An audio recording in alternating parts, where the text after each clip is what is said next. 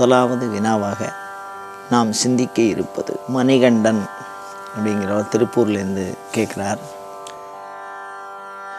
இதற்கு முன்னாடி உறக்கம் அப்படிங்கிறத பற்றி நீங்கள் பேசியிருந்தீங்க. அது வந்து எத்தனை மணிக்கு தூங்கணும், எத்தனை மணிக்கு ஏந்திருக்கணும் அப்படிங்கிறதெல்லாம் பற்றி சொல்லியிருக்காரு. அந்த வகையில் பார்த்திங்கன்னா, விழிச்சதுக்கு அப்புறம் நம்ம யாரை பார்க்குறது, இந்தந்த பொருள்லாம் பார்க்குறது அப்படின்னு சாஸ்திரத்தில் விழித்தவுடன் செய்ய வேண்டியவை, பார்க்க வேண்டியவை அப்படின்னு ஏதாவது இருக்கா? இதில் நீங்கள் கோபித்து கொள்ளாதீர்கள், அவர் ரொம்ப அழகாக அதில் எழுதியிருக்கார் டபாலே, நீங்கள் கோபித்து கொள்ளாதீர்கள், நரிமுகத்தில் முடித்தால் மிகவும் நல்லது என்று ஊரில் பரவலாக பேசுகிறார்களே. அப்படி அந்த நரிமுகம்ங்கிறது என்ன? இது காலம்பரை ஏந்தவொன்னே போய் நரியை பார்க்க முடியுமா? இந்த நரிமுகத்தில் முடிச்சா என்ன அப்படின்லாம் சொல்லியிருக்காளா? இந்த வார்த்தை வந்து எப்படி வந்திருக்கணும் அப்படிங்கிறதெல்லாம் கொஞ்சம் சொல்ல முடியுமா அப்படின்னு கேட்குறாரு. அதாவது விழித்தவுடன், இப்போ தான் நம்ம கண் விழிக்கிறோம், படுத்துருக்கோம், படுத்துருந்தோன்னே கண் விழிக்கிறோம், அதுக்கு பேர் புத்துன்னு பேர். புத் அப்படின்னா, புத்தர் அப்படின்னா என்னென்ன, விழிப்புணர்வு பெற்றவர் அப்படின்னு அர்த்தம். புத்தகா அப்படிங்கிற வார்த்தைக்கு புத் அப்படின்னா என்ன அர்த்தம்னா, ஐம்புலன்களின் அறிவை பெறுதல், புறம் நோக்கி புலன்கள் செல்லுகிற தன்மையை பெறுதல் விழிப்புன்னு பேர். புறம் நோக்கி புலன்கள் செல்லுகிற தன்மை. புலன்கள்ங்கிறது என்ன? மெய், வாய், கண், மூக்கு, செவி. இது எல்லாமே பார்த்திங்கன்னா தூக்கத்தில் எல்லாமே ரெஸ்ட் எடுத்துருக்கோம். நம்ம பக்கத்தில் என்ன சவுண்டு கேட்டாலும் தூங்கினவாளுக்கு அது சரியாக புரியாது. உடம்பு மேலே ஏதோ உட்கார்றது, மேலே ஏறி போகிறது அப்படின்னா, சில பேர் ரொம்ப நன்னா உறங்கினா மேலே ஏறி போகிறது கூட தெரியாது அவளுக்கு, ஏதாவது பூச்சி போட்டு விழுந்ததுன்னா கூட. அப்போ மெய், தன்னுடைய ஐம்புலன்களும் தன்னுடைய உணர்வை இழக்கின்ற ஒரு நிலை, அதாவது மீண்டும் அவர் ஓய்வு எடுக்கிற ஒரு நிலை அப்படி சொல்லணும். இழக்கின்ற நிலைன்னு சொல்லக்கூடாது, ஓய்வு எடுத்தல் அப்படிங்கிற ஒரு நிலை உறக்கம்னு சொல்கிறோம். ஆனால் இந்த விழித்தவுடன் ஐந்துக்கும் வந்து இந்த 5 புலன்கள் இருக்கோ இல்லையோ, அந்த 5 மெய், வாய், கண், மூக்கு, செவி, இந்த 5க்குமே விழிந்தவுடன் என்னென்ன செய்யணும் அப்படிங்கிறத உங்கள் தெளிவாக சொல்லியிருக்கு. இப்போ வந்து நம்ம கண்ணை விழிச்சுக்கிறோம், படுக்கையில் இருக்கோம், போத்தின்னு இருக்கோம், அதை வந்து விழிச்சுக்கிறோம், அப்படியே விழிச்சுக்கிறோம். அப்படி விழிச்சுன்ற உடனே என்ன செய்யணும் அப்படின்னா, கை கால்களை நேராக நீட்டி பக்கவாட்டில் கையை வச்சுக்கணும். இப்படி கையை வச்சு ஃப்ரீயாக விடணும். அசைவர கொஞ்சம் கூட அசையக்கூடாது. ஒரு 2 நிமிஷத்துக்கு, 2 நிமிஷம் சுத்தமாக அசையக்கூடாது. அந்த சவாசனம்னு பேர். அப்படி சுத்தமாக அப்படி கையை ஃப்ரீயாக, காலையும் அப்படியே ஃப்ரீயாக விட்டு ஒரு 2 நிமிஷம் இருக்கும். அப்போ மனசில் எதையுமே நினைக்கக்கூடாது. அது பேர் சூன்ய தியானம்னு சொல்கிறேன். விழித்தவுடன் முதல்ல செய்ய வேண்டியது சூன்ய தியானம். சூன்யம் அப்படின்னா நம்மளுடைய இலக்கில் பார்த்தோம்னா 0ன்னு சொல்கிறோம். ஆனால் வேதம் அதை பற்றி மிகச்சிறப்பாக சொல்லியிருக்கு. பூர்ணமத பூர்ணமித பூர்ணாத் பூர்ணமுதஸ்யதே பூர்ணஸ்ய பூர்ணமாதாய பூர்ணமேவாவசிஷ்யதே அப்படின்னு இந்த மந்திரத்தையே சொல்லியிருக்கா காலம்புரை. இல்லைன்னா ஹிரண்ய பாத்திரம் மதோ பூர்ணந்ததாதி அப்படின்னு ஒரு மந்திரம் சொல்லியிருக்கா. அது வந்து பூர்ணம், தன்னிறைவு அப்படிங்கிற பேரில் அதை சொல்லியிருக்கா. அப்படி சொல்கிற பொழுது இந்த கையை இப்படி வச்சுட்டு எதையுமே நினைக்காமல் ஒரு 2 நிமிஷம் இருக்கணும். அதுதான் மெய்க்கு கொடுக்கக்கூடிய ஒரு எக்ஸசைஸ். அது மீண்டும் மெய் வந்து விழிப்புணர்வை பெறுகிறது அப்படின்னு. அதுக்கப்புறம் என்ன பண்ணணும் அப்படின்னா, கண்களை விழிக்காமல் இந்த புருவ நடுவில் சதாசிவன், சைவர்களுக்கு எல்லாமே சிவத்தியானம் சொல்லியிருக்கா. சதாசிவ தியானம்னு பேர், இல்லைன்னா குரு தியானம் சொல்லியிருக்கா. ஒவ்வொரு சமயம் குரு தியானம்னு சொல்கிறது, ஒவ்வொரு சமயம் சிவத்தியானம்னு சொல்கிறது. இந்த சிவத்தியானத்தை வந்து ஒரு ஸ்லோகமாக சொல்லியிருப்பா. இப்போ வியக்தா வியக்த நிரூபிஞ்ச பரமம் அப்படின்னு சைவத்தியானம் ஆரம்பிக்கிறது. இதை வந்து ஒரு ஸ்லோகமாக சொல்லியிருப்பா. இந்த ஸ்லோகத்தை அப்படியே வந்து பொருள் புரிஞ்சு, ஒவ்வொரு பதத்துக்கும் பொருள் புரிஞ்சு அந்த சதாசிவத்துக்கு உண்டான அந்த தியானத்தை முதலில் மனதுக்குள்ளே நாக்கு அசையாமல் சொல்லி மனதுக்குள்ளே புருவ மத்தியில் அவர் இருக்கிறதா நினச்சி தியானம் பண்ணணும். புருவ மத்தியில். இப்போ முதல்ல கை கால்கள் அசையாமல் 2 நிமிஷம் சூன்யமாக இருக்கும். சூன்யமாக இருந்ததுக்கு அப்புறம் புருவ நடுவில் சதாசிவம் இருக்கிறதா நினச்சி தியானம் பண்ண சொல்லியிருக்கா. அந்த சதாசிவத்துக்கு தியானம் சொல்லியிருக்கா. அது ஒரு மந்திரம், ஒரு செய்யுள்னு வச்சுங்களேன். தமிழில் ஒரு செய்யுளாகவே சொல்கிறாங்க. அந்த பொருள், அந்த செய்யுளுடைய பொருள் என்னவோ அதை மனசுக்குள்ளே எண்ணி இந்த புருவ நடுவில் தியானம் பண்ணணும். அதுக்கப்புறம் பார்த்திங்கன்னா இந்த கண்கள் விழிக்கிறது அப்படிங்கிறத விழிக்கிறதுக்கு முன்னாடி 2 கண்களும் ஒரு கொல்லியும் அதை மூக்கு நுனியில் ஏந்து இப்போ உட்காந்துடணும். மெதுவாக காலை நீட்டி சவாசனத்தில் இருந்தோம், புருவ நடுவில் தியானம் பண்ணினோம். இப்போ ஏந்து உட்காந்துட்டோம், சமஸ்தானமாக உட்காந்துட்டோம். இப்படி உட்கார்ந்த பிறகு 2 விழியும் மூக்கு நுனியை பார்க்கறது. இதுக்கு என்ன முத்ரான்னு பேர்? நாசிமுக முத்ரான்னு பேர். அது என்ன ஆகி போச்சுன்னா நரிமுகம் நரிமுகம் நரிமுகம்னு ஆகிப்போச்சு. நரிமுக முத்ரா நாரிமுக முத்ரா அப்படிங்கிறது கண்ணுக்கு கொடுக்கக்கூடிய ஒரு மிகச்சிறந்த பயிற்சி. அதை தான் நரிமுகத்தில் மொழி அப்படின்னு நம்ம சொல்கிறோம். நம்ம என்ன நினச்சிட்டுருக்கோம்னா நரின ஒரு விலங்கு, அது தந்திரம் செய்கின்ற ஒரு விலங்கு, அது காட்டுக்குள்ளே இருக்கிற விலங்கு, அது மனிதர்களை கொன்னுடும். ஒரு 4 நரி ஒன்றா சேர்ந்துன்னா தந்திரம் பண்ணி மனுஷாலை கொன்னுடும். அது முகத்தில் போய் யாராவது முழிக்க சொல்லுவாளா? காலம்புறம் எந்தவொன்னா அதான் வெளியே என்ன? அதை நம்ம தப்பாக புரிஞ்சுட்டுருக்கோம். கண்டிப்பாக நரிமுகத்துலலாம் முழிக்க முடியாது. நரிமுகம் அப்படிங்கிறது இந்த மூக்கு நுனி இருக்கோ இல்லையோ, இந்த நாசிமுகம் நரிமுகம்னு திரிவது. இந்த இடத்துல 2 விழியினுடைய பார்வையும் குவிக்கணும். அப்படி குவிக்கிறதுக்கு நாசிமுக முத்ரான்னு பேர். அதே மாதிரி நாரிமுகம் அப்படின்னா என்னென்னா, இந்த 2 விழி, இந்த முனை இருக்கோ இல்லையோ, இப்படி நம்ம நேராக விழியை நேராக வச்சு விழியினுடைய அந்த கருவிழி இருக்க அதை இந்த பக்கமும் அந்த பக்கமும் பார்க்கறதுக்கு முயற்சி பண்ணணும். அது நாரிமுக முத்திரை. அது மிகவும் நல்லதை செய்யும். அதுதான் நரிமுகத்தில் முழிக்கிறது அப்படின்னு அந்த காலத்தில் சொல்லியிருக்கா. இதை நாம் நிறையா நினச்சிட்டு ஏதோ தவறாக அதை பயன்படுத்திக்கிறோம். அது மாதிரி இது ஒரு கண்ணுக்கு நல்ல ஒரு உடற்பயிற்சி மாதிரின்னு வச்சுங்களேன். அந்த காலத்திலே பண்ணியிருக்கா. இது பார்வையை விருத்தி பண்ணும். மூக்கு நாசிமுகத்தை பார்க்கணும். இந்த கண் விழிகளை இங்கேயும் எங்கேயும் நேராக பார்த்தபடி அசைக்கணும். நேராக இப்படி உட்காந்துண்டு இதுதான் காலம்புரை செய்ய வேண்டியது. அது விழித்தவுடன் செய்ய வேண்டியது. அதுக்கப்புறம் என்ன பண்ணணும்னா, இப்போ கண்களை அசைச்சு அந்த பயிற்சி எடுத்துட்டோம். கையை நல்லா இப்படி தேய்க்க சொல்லியிருக்கா. கையால் இப்படி 2 கைகளையும் சூடு பறக்க தேய்ச்சிட்டு, கராகிரே வசதே லக்ஷ்மி கரமத்தியேது பார்வதி கரமூலே சரஸ்வதி செய்வ அப்படின்னு சொல்லி இந்த உள்ளங்கையில் 2 உள்ளங்கையிலையுமே லக்ஷ்மி சரஸ்வதி பார்வதி, இது ஸ்லோகம் மாறுபடுறது நிறைய இடங்களில். இந்த 3 தேவத்தையும் நம்மளுடைய கைகளிலேயே இருக்கிறாள். இதை தான் அந்த காலத்தில் பெரியவா சொல்லுவாள், எல்லாமே உன் கையில் இருக்குடா அப்படின்பா. அதை நம்ம என்ன சொல்கிறோம், ரேகா சாஸ்திரம்னு சொல்கிறோம். ஒரு மனிதனுடைய எண்ண அமைப்புக்கு தகுந்த மாதிரி இந்த ரேகை மாறும். அந்த ரேகையை பார்க்குறது அப்படின்னு சொல்கிறா. இன்னைய விதி என்ன எழுதியிருக்க அப்படிங்கிற மாதிரி அர்த்தம். அதே மாதிரி லக்ஷ்மி சரஸ்வதி பார்வதி இவா 3 பேருமே ஒரு செயலை செய்யறதுக்கு இச்சை வேணும். நம்ம செய்யணும்னு நினச்சா தானே செய்வோம். இன்ட்ரெஸ்ட் இருந்தால் தானே அந்த செயலில் பிரவൃத்தி பண்ணுவோம். இல்லைன்னா இப்போ ஒன்றும் இல்லை, நம்ம இன்றைக்கி காலம்புறம் ஆஃபீஸ் போகணும் அப்படின்னா திங்கக்கிழமை கடை ஏந்து மற்ற வேலையெல்லாம் பார்ப்போம். இன்றைக்கி ஆஃபீஸ் லீவுனா இன்னும் கொஞ்சம் நாள் படுத்துருப்போம். அப்போ ஏந்திருக்க மாட்டோம். அந்த இச்சை இல்லை. அந்த இச்சாசக்தி தான் லக்ஷ்மி. அது மாதிரி கிரியாசக்தி அப்படிங்கிறது பார்வதி. செயல்படக்கூடிய அந்த திறன், எழுந்து கடகடன் வேலை செய்கிறது, அந்த வேலை செய்கிறதுக்கு உண்டான அறிவு கொடுக்கக்கூடியவ சரஸ்வதி. அதனால தான் இவ 3 பேருமே இந்த நுனி கராகிரே கர மத்தியே கர மூலே அப்படின்னு இந்த 3 பாகங்களையும் லக்ஷ்மி சரஸ்வதி பார்வதி இருக்கா மாதிரி நல்லா இப்படி தேய்ச்சி அதை பார்க்குறோம் அப்படின்னு சொன்னால், அந்த 3 உங்களுடைய கையில், உங்களுடைய உள்ளங்கையிலேயே இவ 3 தேவதையும் இருக்கா. இந்த 3 தேவதையும் இருக்கிறதா நினச்சி நாம் முதல்ல நம்மளுடைய கையை பார்க்கணும் உட்கார்ந்தோன்னே.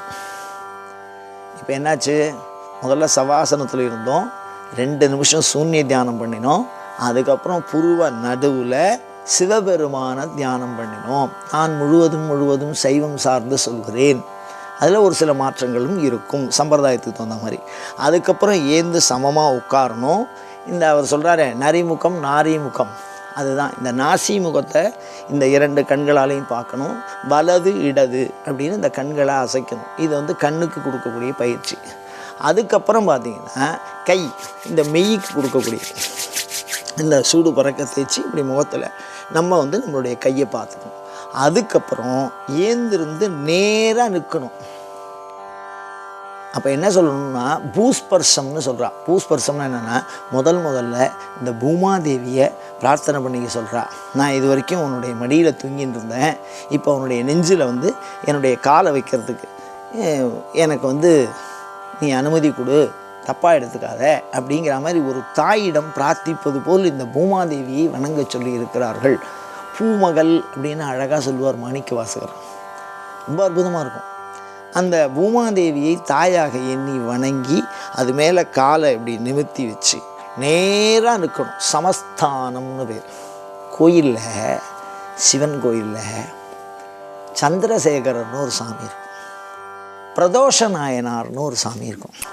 இந்த சாமியை பார்த்திங்கன்னா அப்படி நேராக நிற்கும், சமஸ்தானமாக இருக்கும், அப்படி நிற்கும். அதை மாதிரி நேராக நிற்கணும். ஒரு 2 நிமிஷம் அவ்வளோதான். இப்படி நின்றுட்டு அதுக்கப்புறம்தான் அடுத்த காரியங்களை நம்ம பண்ண போகணும். அதுக்கப்புறம் என்ன பண்ண சொல்கிறா அப்படின்னா முதல்ல அதுக்கப்புறம் என்ன பண்ண சொல்கிறான்னா உஷபானம் அப்படின்னு சில இடங்களில் சில சாஸ்திரங்களில் சொல்லியிருக்கா. உஷபானம்னா என்னென்னா உடம்பினுடைய வாத பித்த கபம் சார்ந்து உடலை வந்து 3ஆக பிரிக்கிறது சாஸ்திரம். வாத உடம்பு அப்படின்னா காற்று, பித்த உடம்பு சூடு, கப உடம்பு சளி குளிர்ச்சியானம், இந்த மாதிரி 3 பிரகிருதியாக பிரிச்சிருக்கா. அந்த பிரகிருதியில் இருக்கிறவாளுக்கு தகுந்த மாதிரி அந்த பயிற்சி மாறுபடும். இந்த விஷயம் இப்போ நான் சொல்கிறது உஷபானமாக குளிர்பானமாக, காலம்புரை இருந்தோன்னா குளிர்ச்சியாக இருக்கக்கூடிய பானம். வெறும் உஷபானம்னா ஜலத்தை குடிக்க சொல்லியிருக்கா. அமிர்தபானம் அதை வந்து அமிர்தம்னு நினச்சி உள்ளுக்குள்ளே சாப்பிட்ரு அப்படின்னு. இப்போ அதை தான் இந்த காப்பி டீ அப்படின்னு பழக்கம் வச்சுருக்கா எல்லாரும். அது சூடான வெந்நீர் குடிக்கிறது, அப்படி இல்லைன்னா வெறும் தண்ணியை குடிக்கிறது முதல்ல பல்லெல்லாம் தேய்க்கிறதுக்கு முன்னாடி. இது என்ன அப்படின்னா கண்டூஷனம் அப்படிங்கிறதுக்கு முன்னாடி சொல்கிறேன், உஷபானம் அப்படின்னு சொல்கிறேன். அந்த மாதிரி முதல்ல சொல்லப்பட்டிருக்கிறது என்ன அப்படின்னா தண்ணி குடிக்க சொல்லியிருக்கான். அதை ஒரு குறிப்பிட்ட அளவு. அது வந்து சூடு குடித்தால் அவளுடைய பிரகிருதி சார்ந்து நீங்கள் இதை வந்து எடுத்துக்கணும். உடம்பு சார்ந்துன்னு சொல்லிவிட்டா அவளே விதியிலே அப்படி இருக்குது. அப்படி அது வந்து ஒரு மிகச்சிறந்த மலம் இலக்கியாக செயல்படும். அதை தான் இது வரைக்கும் நம்ம உஷபான விதியில் சொல்கிறோம். மெய், வாய், கண், மூக்கு, செவி. அப்போ அதுக்கப்புறம் நம்ம என்ன பண்ணோம், இந்த தண்ணியை குடிச்சிட்டு அதுக்கப்புறம் நம்ம பார்க்குறோம் அப்படின்னா ஜோதி. அந்த காலத்தில் ஒருத்தருடைய சாஸ்திரம் அடுத்தவாளுடைய சாஸ்திரத்தோடு சேர்ந்து வரும். இப்போ பாருங்கள், விடியல் காலமுறை ஒரு இல்லத்தரசி எழுந்து தன்னுடைய மாங்கல்யத்தை கண்ணில் ஊற்றிக்கணும்னு சொல்லியிருக்கா. அவளுக்கு பெண்களுக்கு இல்லத்தரசிகளுக்கு மாங்கல்யத்தை கண்ணில் ஊற்றிட்டு கணவனுடைய உள்ளங்கால தரிசனம் பண்ணுன்னு சொல்லியிருக்கா. அது ஆயுசு விருத்தின்னு சொல்லியிருக்கா. நான் சொல்கிறது என்ன அப்படின்னா அந்த கணவனுடைய உள்ளங்காலுக்கும் இந்த மாங்கல்யத்துக்கும் என்ன சம்பந்தம் அப்படின்னா அதில் சுஷும்னா நாடின்னு ஒரு நாடி இருக்குது, மிகப்பெரிய தத்துவம் அது. அந்த நாடி குறைய அந்த நாடியினுடைய வலு குறைய ஆயுசு குறையும் அப்படின்லாம் ஆகமங்கள் குறிப்பாக சொல்கிறோம். அப்படி தரிசனம் பண்ணிவிட்டு முதல்ல கொல்லக்கதவை திறக்க சொல்லியிருக்கா. இந்த ஜேஷ்டாதேவியை வெளியில் அனுப்ப சொல்லியிருக்கா. கொல்லக்கதவை திறந்து வெளியில் அனுப்பிச்சிட்டு அந்த அம்மா குளித்து மற்ற விஷயங்கள்லாம் பண்ணிவிட்டு அதுக்கப்புறம் வந்து வாசக்கதவை திறக்கணும். அப்படி வாசக்கதவை திறக்கவும் ஸ்ரீதேவி உள்ளே வருவாள், மூதேவி வெளியில் போவாளாம் கொல்லவாசல் வழியாக. அப்போ வந்து முதல்ல அந்த அம்மா வந்து விளக்கை ஏற்றணும்னு சொல்லியிருக்கா. விளக்கை ஏற்றி பால் வைக்கணும்னு சொல்லியிருக்கா.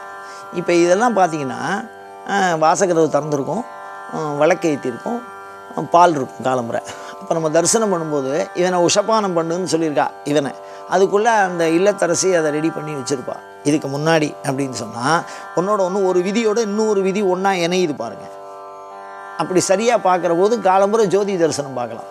அது மாதிரி விழித்தவுடன் அம்மாவை பார்த்தா ஆயுசு விருத்தி, அப்பாவை பார்த்தா அருமையான நம்பிக்கை விருத்தி, ஆரோக்கியம்னு சொல்லியிருக்கு இன்னும் சொல்ல போனால். அதே மாதிரி குரு ஆசானை பார்த்தா ஞான விருத்தி காலம்புரையில். இவாளை தரிசனம் பண்ணலாம். இவாளுக்கு தோஷம் இல்லை. அது மாதிரி குழந்தைகள் தூங்கின்னு இருக்கும்போது பார்க்கலாம். காலம்புரை ஏந்தோன்னே குழந்தைகள், அதாவது குழந்தைகள்லாம் நான் என்ன சொல்கிறதுன்னா, பாலாவஸ்தை, தன்னை ஆணென்றோ பெண்ணென்றோ கருதாத வயதில் அந்த குழந்தைகள் தூங்கின்னு இருக்கிறத பார்த்தா அதுவே சகுனம்னு சொல்கிறான், மிகச்சிறந்த சகுனம். அதுக்கப்புறம் ஜோதியை பார்க்கலாம். அதுக்கப்புறம் அதுவும் இல்லை அப்படின்னா கண்ணாடி பார்க்கலாம். கண்ணாடி பார்க்குறது எந்த தோஷத்தையும் நமக்கு கொடுக்காது. அப்படியும் இல்லை அப்படின்னா காலம்புரை ஏந்திருந்த உடனே சுவாமியை பார்த்து தியானம் பண்ணுற மாதிரி அந்த வாசல் வாசலில் திறக்கிற மூலியம் அந்த நிலப்படி அருவக்கால்னு சொல்லுவாள். அருவக்கால்னு என்ன அர்த்தம் அப்படின்னா, அருவமாக இறையருள் வாசம் செய்கிற இடம். ஒவ்வொரு வீட்டு வாசப்படியிலையும் குலதெய்வத்தை குடியிருக்கிறதா சொல்லுவாள். அதனால தான் நிலப்படியில் உட்காரக்கூடாது, நிலப்படியில் நிற்காத, நிலப்படியில் சாப்பிடாத, அப்படி நெடுங்கட்டானா போகாத அப்படின்பா. அந்த அருவக்கால்னு பேர். முன்னோர்களுடைய தியானம், பிதர்களுடைய சாப நிவர்த்தி, காலமுறை இருந்தோடனே அந்த தரிசனம் அதெல்லாம் சொல்லியிருக்கா. அதில் மலர்களை பார்க்கலாம் அப்படின்னு சொல்லியிருக்கா. பசுமாடு பார்க்கலாம் அப்படின்னு சொல்லியிருக்கா. மாடு வளர்ப்பவர்கள் பார்க்கலாம். தண்ணியை தூக்கின்னு போகிறோம். இதெல்லாம் காலம்புரை நடக்கிற செயல். வீட்டில் காலம்புரை ஏதோன விடிய காலம்புரை குளிச்சுட்டு ஜலத்தை எடுத்துன்னு வந்துடுவா. இப்போ இவா சொல்கிறதுக்கும் அந்த சகுனமும் கரெக்டாக இருக்கும். தீர்த்த பாத்திரம் சுமந்துட்டு போகிறவாளை பார்க்குறது ரொம்ப நல்ல சகுனம் அப்படின்னு சொல்லியிருக்கா. கன்னியாபுண்ணை பார்க்கலாம் அப்படின்னு சொல்லியிருக்கா. சுவாசினியை பார்க்கலாம் அப்படின்னு சொல்லியிருக்கா. அதே மாதிரி ஜோதி, ஸ்வஸ்திக்னு ஒரு அடையாளம். அந்த அடையாளங்களை அந்த காலத்தில் என்ன பண்ணுவான்னா, நிலப்படியில் எழுதி வச்சுருப்பா. மஞ்சளை தடவி அதில் குங்குமத்தாலேயே ஸ்வஸ்திக் போடுவாள். அந்த நிலப்படியில் எழுதி வச்சுருக்கோம் இல்லையோ, அதை பார்க்கலாம் ஸ்வஸ்திக்னு. இல்லைன்னா நடு வீட்டில் சாமி கும்பிட்றோம் அப்படின்னு ஒரு பழக்கம் இருக்குது அப்படின்னு சொல்லுவாள். இந்த கூடத்தில் ஒரு சின்ன இடங்களில் ஒரு மஞ்சளை தடவி அதில் மங்கள அடையாளங்களை குறித்து வைத்திருவாள். அதை பார்க்குறது, இதெல்லாம் காலம்புரையில் பார்த்தா ரொம்ப நல்லது. யாரோ ஒரு தவறான ஒரு கருத்து என்னென்னா, இந்த நரியை பார்த்தா விசேஷம் அப்படின்னு யாரோ சொல்லியிருக்கா. அதெல்லாம் ஒன்றும் அப்படிலாம் சாஸ்திரத்தில் சொல்லலை. இது ஒரு பயிற்சி. மெய், வாய், கண், மூக்கு, செவி அப்படின்னு சொல்லியிருக்கா. இது எல்லாத்தையும் இதுக்கப்புறம் நம்ம இந்த உஷபானம் பண்ணினதுக்கு அப்புறம் பிராணாயாமம் பண்ணணும்னு சொல்லியிருக்கா. அதுதான் மூச்சு பயிற்சி. இந்த உஷப்பானம் பண்ணிட்டு வயசில் வெறும் காற்றோட பிராணாயாமம் பண்ணக்கூடாது. அதனால் காலம்புரை கொஞ்சம் இந்த தண்ணியோ இல்லை சூடான பானமோ குடிச்சிட்டு, இப்போ அதுக்குள்ளேயே நம்ம பார்த்துருவோம். இவா யாரையாவது ஒருத்தரை பார்த்துருவோம். இந்த கர தரிசனம் கையால் பார்க்கலாம், தாயாரை பார்க்கலாம், தகப்பனாரை பார்க்கலாம், உடன் பிறந்தவர்களை பார்க்கலாம், தப்பு இல்லை. நம்ம கூட இருக்கிறவா யாரும், அதாவது சக உதரம், நம்ம கூட பிறந்தவா அப்படிங்கிறவா கூட. அப்படி இல்லைன்னா ஏற்கனவே படுத்துன்னு இருக்கா, நம்ம படுக்க போகும்போது நம்ம கூட யாரெல்லாம் படுக்க வராளோ அவளை பார்த்தாலும் தோஷம் இல்லைன்னு இருக்குது. ஏன்னா காலம்புரை தேடி எப்போ தோஷம் ஆரம்பிக்கும் அப்படின்னா, வெளியிலேருந்து ஒரு விஷயத்தை உள்ளே பார்க்குற மாதிரி தான் தோஷம்னு வரும். அதனால் பக்கத்தில் இருக்கிறவாளுக்கு அந்த தோஷம் இல்லை. அதெல்லாம் சொல்லியிருக்கா. இவ்வளதையும் செஞ்சதுக்கு அப்புறம் தான் பிராணாயாமம் பண்ணணும். உஷப்பானதுக்கப்புறம் ஒரு பிராணாயாமம் பண்ணணும்னு சொல்லியிருக்கா. ஆச்சமனம் பண்ணணும்னு சொல்லியிருக்கா. பிராணாயாமம் எல்லாரும் பண்ணலாம், ஆச்சமனமும் எல்லாரும் பண்ணலாம். பிராணாயாமம்னு என்னென்ன, மூச்சு பயிற்சி. இப்போ பாருங்கள், இந்த விஷயத்தை பாருங்கள். விடியல் காலமுறையில் நாம் செய்ய வேண்டிய நடவடிக்கை பாருங்கள். மெய், வாய், கண், மூக்கு, செவி, இது எல்லாத்துக்குமே அபியாசம் கொடுத்துருப்பா. என்ன அப்படின்னா, முதல்ல செய்ய வேண்டிய பணியே பார்த்திங்கன்னா ரொம்ப சிறப்பாக சொல்லியிருப்பா. என்ன பாருங்கள், உதாரணம் பாருங்கள். காலம்புரை இப்போ சவாசனத்தில் இருக்கும்போது மெய் சார்ந்த பயிற்சிகள்லாம் அதுக்கு வரும். அதுக்கப்புறம் மூக்குக்கு பயிற்சி கொடுக்குறா பாருங்கள், பிராணாயாமங்கிறது மூச்சு பயிற்சி. அது ஒரு தனியாக ஒரு ஒரு சிறப்பாக தனியாக ஒரு கேள்விக்கு கீழே அதை சொல்லணும். பிராணாயாமங்கிறது மாத்திரம் தெரிஞ்சுக்கிறோம். அப்போ மூக்குக்கு உண்டானது, கண்ணுக்கு உண்டானது இந்த நாரி முக முத்திரையினால் பார்க்குறது, மெய்க்கு உண்டானது சவாசனத்தில் இருக்கிறது, சரியாக நிற்கிறது, வாய்க்கு உண்டானது உஷப்பான பயிற்சி. அப்போ மெய், வாய், கண், மூக்கு, செவி. இந்த செவிக்கு தான் ரொம்ப அற்புதமான ஒரு விஷயம் சொல்லியிருக்கார். காலம்புரை ஏந்திருந்த உடனே ஏதாவது ஒரு ஸ்லோகத்தை பிராணாயாமம் பண்ணிவிட்டு உறக்க சொல்லணும் அப்படின்னு சொல்லியிருக்கார். இதுதான் தோத்திரம் செய்து தொழுது அப்படின்னா. அப்படி உறக்க சொல்லுகிறார்கள் அப்படின்னா நல்ல விஷயங்களை காதால் கேட்கணும்னு சொல்லியிருக்கார். இறை சோத்திரங்களை காலம்புரை ஏந்தோன்னே தாயார் சொன்னாலும் சரி, இல்லை மற்றவா யாராவது ஏதாவது சொன்னாலும் சரி, மங்கள ஒளிகளை காலம்புரை. இந்த குருவியெல்லாம் கத்துறதோலி அதெல்லாம் நல்ல சுகுணமாக காலம்புரை பதங்கம்னு சொல்கிறா. பதங்க சிரவணம்னே இருக்குது. இந்த குருவிகள் கத்துறதை கேட்டால் ரொம்ப நல்லது அப்படின்னு சொல்லியிருக்கேன். அப்போ அந்த காதால் கேட்குறது. அதனால தான் என்ன பண்ணுவான்னா, பால் நைவேத்தியம் பண்ணும்போது மணி அடிப்பாள். அந்த மணி ஒளி நம்ம காதில் கேட்கும், மங்கள ஒளியோட. இந்த ஜோதியை பார்ப்போம், காதில் அந்த மணி ஒளி கேட்கும். நம்ம மெய், மூக்குக்கு பிராணாயாமம், உள்ள ஒரு தூய்மையான ஜலம். இது 5 புலன்களுக்கும் மிக சரியான பயிற்சியாக அது அமையும். அப்படி பயிற்சியோடு நம்ம விழித்தல்ல போய் இவ்வளவு சட்டங்களை சொல்கிறே, இதை நம்ம சரியாக செய்யறதுனால என்ன சிறப்புன்னா, அன்றைய பொழுது மிகச்சிறப்பாக அமையும். சில பேருக்கு ஏண்டா பொழுது விடியும்னு இருக்கும்.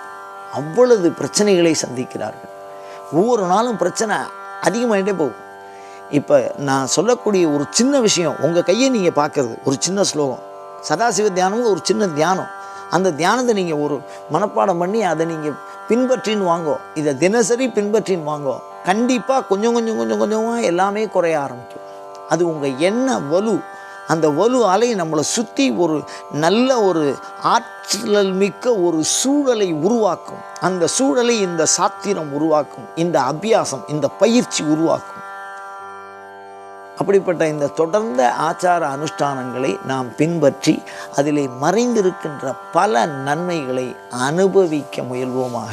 இது போன்ற தொடர்ந்த சிவச்சிந்தனைகளை தூண்டுகிற வினாக்களை எப்பொழுதும் உங்களிடம் எதிர்பார்த்தவனாய், அயம் தர்மஹா உத்தரோத்தராபிவிருத்திரஸ்து.